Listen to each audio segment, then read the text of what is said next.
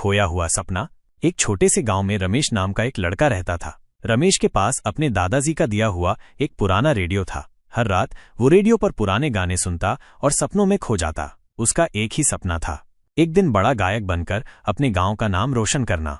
एक दिन गांव में एक मेला लगा। मेले में एक गायन प्रतियोगिता भी थी और सबसे अच्छी बात यह थी कि विजेता को शहर में रिकॉर्डिंग का मौका मिलने वाला था। रमेश ने बहुत हिम्मत जुटाई और प्रतियोगिता में हिस्सा लिया। उसने अपने दादाजी का पसंदीदा गाना गाया, जिसे सुनकर भीड़ मंत्रमुग्ध हो गई। सभी को लगा कि रमेश ही जीतेगा, लेकिन जब परिणाम घोषित हुए तो रमेश का नाम नहीं था। जजों ने कहा कि उसका गाना पुराने जमाने का था, जो आज की दुनिया में नहीं चलेगा।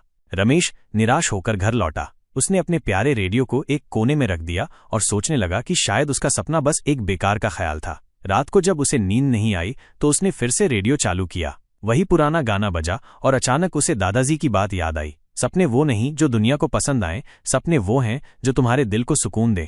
अगले दिन रमेश ने फिर से गाना शुरू किया, लेकिन इस बार उसने अपने गानों में गांव की मिट्टी की खुशबू, नदियों की लहरों की आवाज और अपने दिल की सच्ची भावनाओं को जोड़ा। उसने अब मेले में नहीं बल्कि गांव के चौपाल पर गाना शुरू किया। लोग मंत्रमुग्ध होकर उसे सुनते रहे, तालियां बजाते रहे। उसका गाना अब सिर्फ एक गाना नहीं था, बल्कि गांव की आत्मा बन गया था।